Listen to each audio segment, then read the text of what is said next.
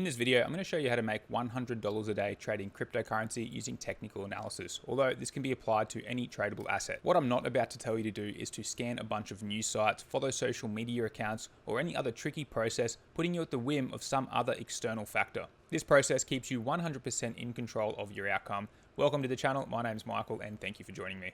This video is for education and entertainment purposes only. Past results are not indicative of future performance. Everybody must do their own research and trade and invest at their own risk. First up, we need a charting platform and an exchange or broker.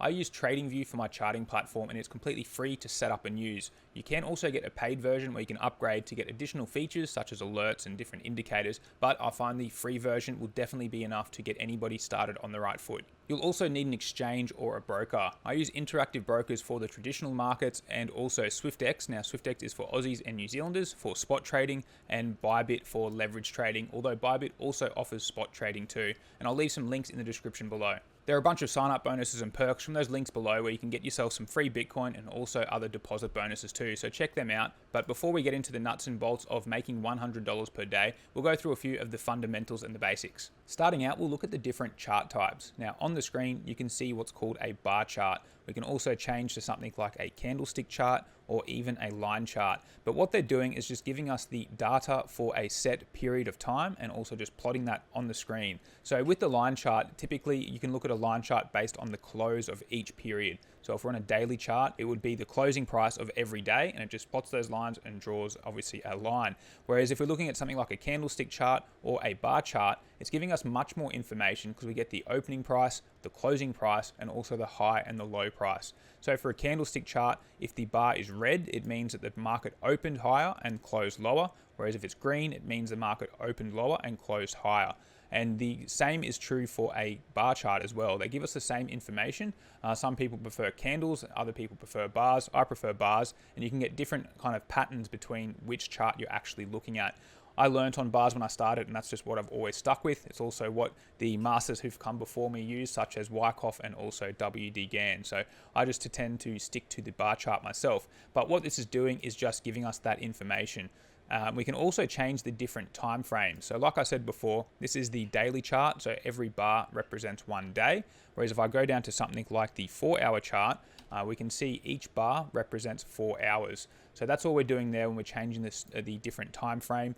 Each bar is also always representing whatever time frame we're actually looking at. Now, the time frame somebody chooses is going to depend on their trading style and what they're trying to achieve. Now, an intraday trader or a day trader is going to be looking at some very small time frame charts, anything from a sub 1 minute bar to maybe a 1 hour or 4 hour bar. Whereas a swing trader is going to be looking at something like the daily chart. They want to be getting into a position and holding on potentially for a few days, maybe a week, to really ride those waves that are a little bit bigger. So they'll be sticking to a larger time frame chart.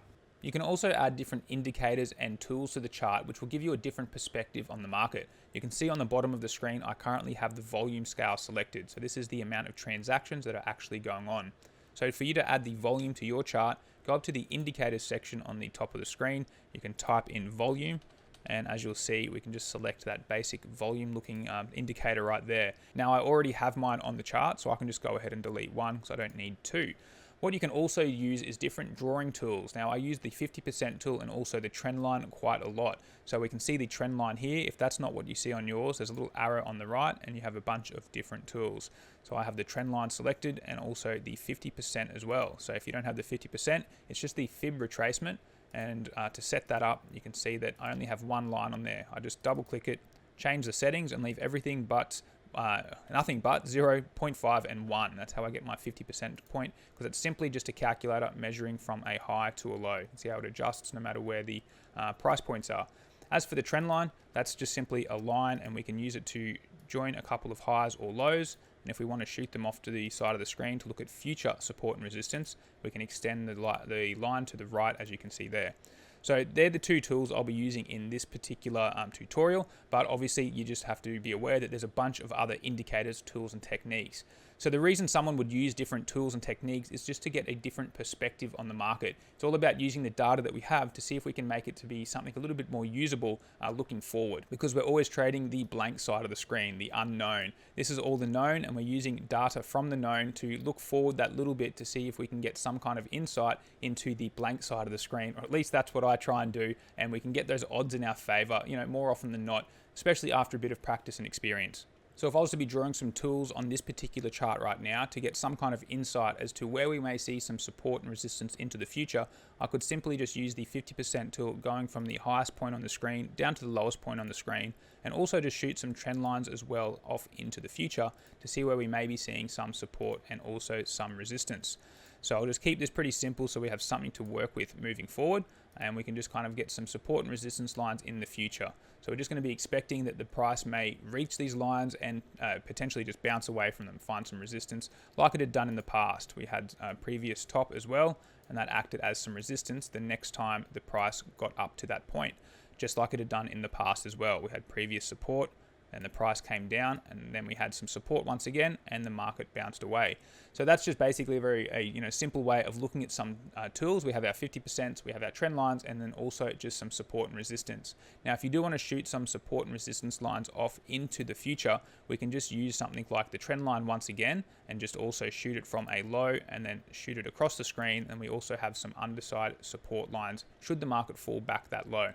I've jumped into my ByBit account so we can see what this looks like on an exchange as opposed to just the charting software. Now I also have Bitcoin up on the screen. And if we're thinking about that $100 per day, we know that Bitcoin can move $100 in a heartbeat. It's obviously trading at a significantly higher price than $100. So for it to bounce around for that kind of range is really unrealistic to expect those kinds of returns getting into the market and out of the market that quickly. Those moves are really reserved for the high frequency traders or the automated algorithmic bots. What I'm going to show you is something a little bit more realistic, because keeping in mind to be getting into the market and out of the market to make that $100 move on something like Bitcoin, you need to have the full amount of capital in the account to be realizing that full $100. But we're going to be going through some of the numbers very, very shortly. So up on the screen now, you can see I have a 50% level, a few trend lines, and also a support and resistance line. The 50% level is the same as what I had in the charting software, simply high down to low.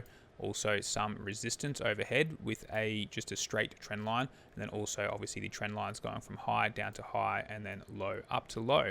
So what I've also got marked on the chart here is just a little window of opportunity. So hypothetically speaking, if I was to buy Bitcoin as it hit that window of opportunity at $43,000 and then sold, if it got to the top of that little box, I'd have a $500 profit, assuming I had over $43,000 in my account to purchase a whole Bitcoin and then obviously sell a whole Bitcoin to realize that profit. But how about if I didn't have an entire Bitcoin's value in my account? Let's say I only had an account balance of about $5,000, roughly speaking. That means if Bitcoin hit this price of 43K, I could purchase roughly 0.1 Bitcoin, 1/10 of a Bitcoin, because I didn't have enough in the account. I had roughly 1/10, just a little bit over. I could only purchase 1/10 of a Bitcoin, which would cost me $4,300. I just simply remove the decimal place. That's all I can afford to buy. So if I'm only buying 0.1 of a Bitcoin and then I'm selling when it reaches this particular price up here, I'm not going to be making $500. I'm going to be making 1/10 of $500, because after all, I bought 1/10 of a Bitcoin. The profit is only going to be 1/10 as well. So my profit's only going to be $50. So that's the way it would look if I didn't have the full amount in my account. But obviously I want to be reaching that $100 per day. So I need to be doing something a little bit differently, maybe taking 2 of these types of trades, or maybe looking for a setup that has a bit more opportunity in it.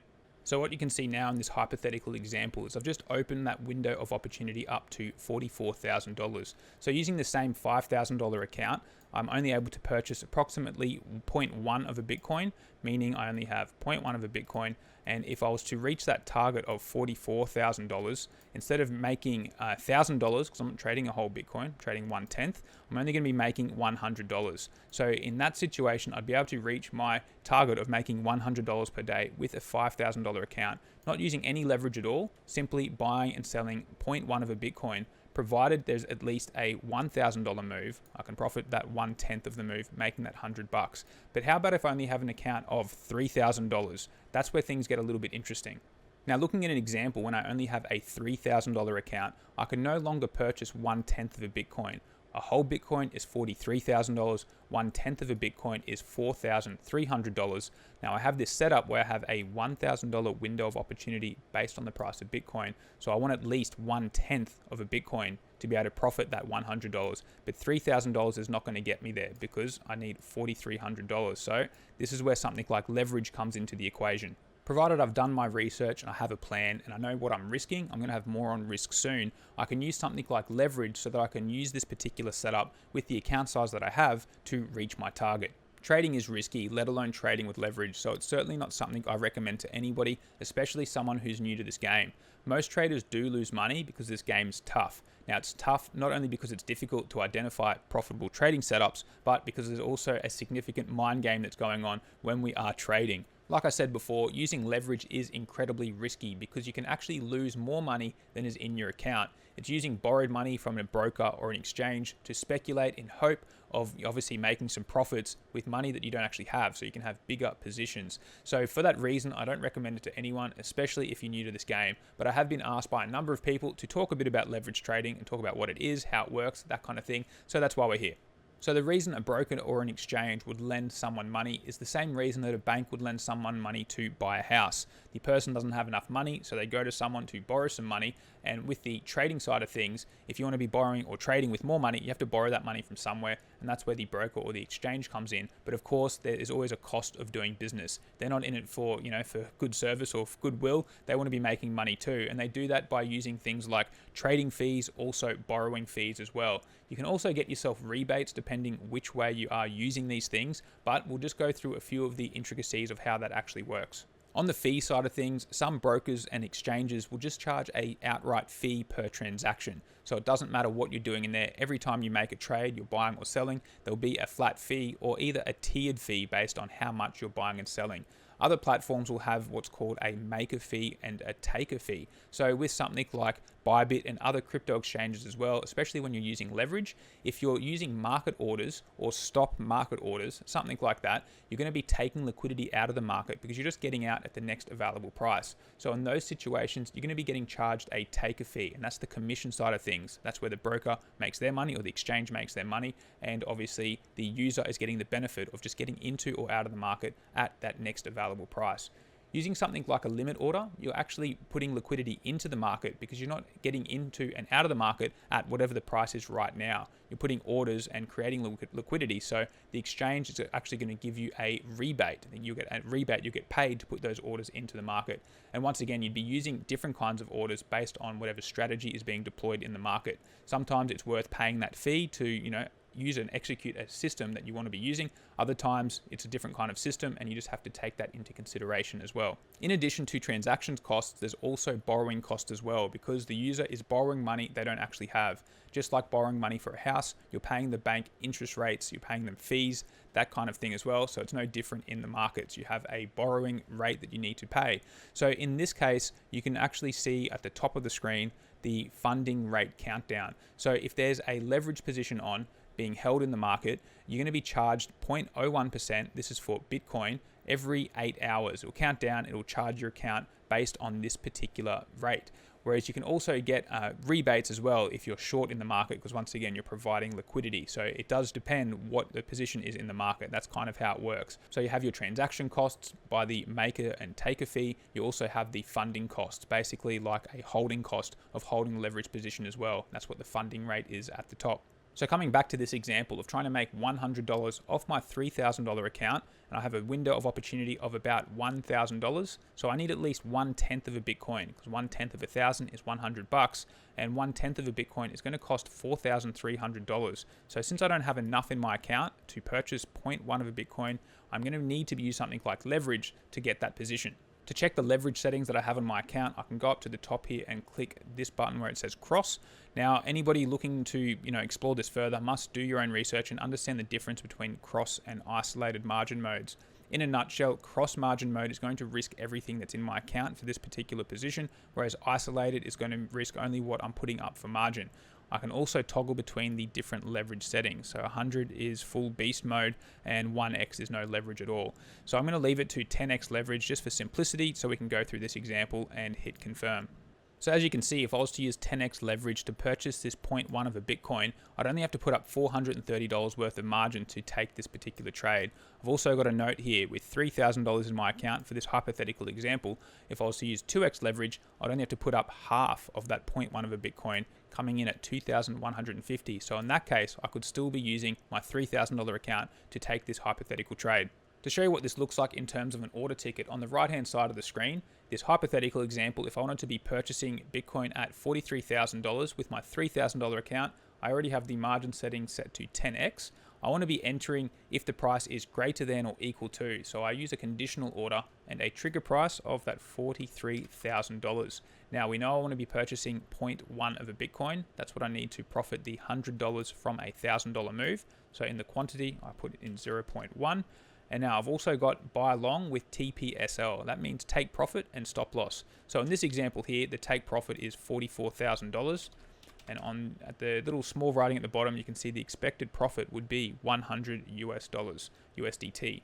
Now, I always use stop losses when I'm trading with leverage. That's just a given. I think it's very dangerous to trade without them. So in this example, just for round numbers, I'll put a stop loss in at $42,000. And if this trade did actually fail, you can see the expected loss would also be $100. Now, looking at reward to risk, that's a whole nother ballgame and a whole nother story in itself. But for the purpose of this example, looking to make that $100, here's a hypothetical way of actually doing that based on the numbers. Just below the stop loss, you can see the open long with 436.12 USDT. So that's the margin requirement that the exchange needs to make this trade. And since there's $3,000 in the account, it's more than enough to make this trade. That's thanks to the 10x leverage. So that's where we can see how the power of leverage comes to light. But of course, it is a double-edged sword and risk needs to be managed accordingly.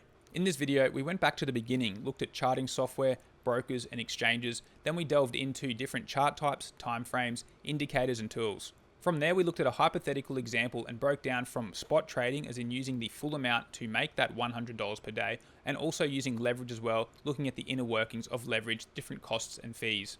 I hope you found this tutorial useful, and if you do want more tutorial type videos, leave me a comment below and let me know what you want to see next. Once again, thanks for tuning in to the end, and until next time, I'll catch you then.